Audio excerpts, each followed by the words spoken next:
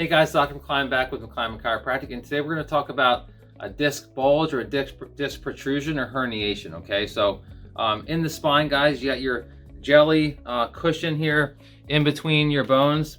Those are called your discs. Okay, those discs are a supportive jelly that helps support between the bones. They're also like a little separator. They keep more space for your nerves as they come out the side. If that disc degenerates, the nerve hole gets smaller, which means there's more pressure and inflammation around the nerve root, which means you have more neck pain. Okay, so one thing is to determine how far along it is. So there's basically like 3 phases of a disc bulge or protrusion or herniation, and that's what they are. So the bulge is where it just starts to squeeze out a little bit. A protrusion is where it squeezes out a little bit more, and then a herniation is where the annulus, the supportive covering around the disc, actually ruptures and the jelly material actually sticks out, which obviously creates more pressure and inflammation around that nerve root. So one of the keys with having a disc bulge, guys, is you want to make sure that you have good alignment, because the reason that a lot of times this happens, it can happen from acute injury, but also happens from chronic breakdown. And chronic breakdown, I mean, when we have misalignment of the spine for a long period of time, it wears out faster. We don't get osteoarthritis because we're old.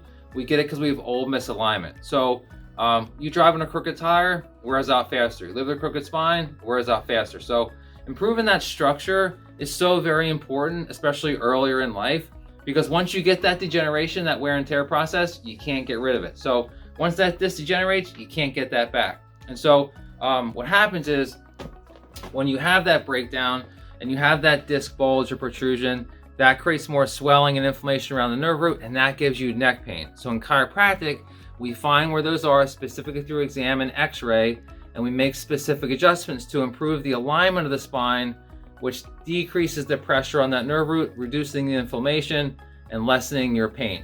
It works like 95% of the time, guys. There's a small percentage of people that do have a herniation that we have to refer out for medical intervention.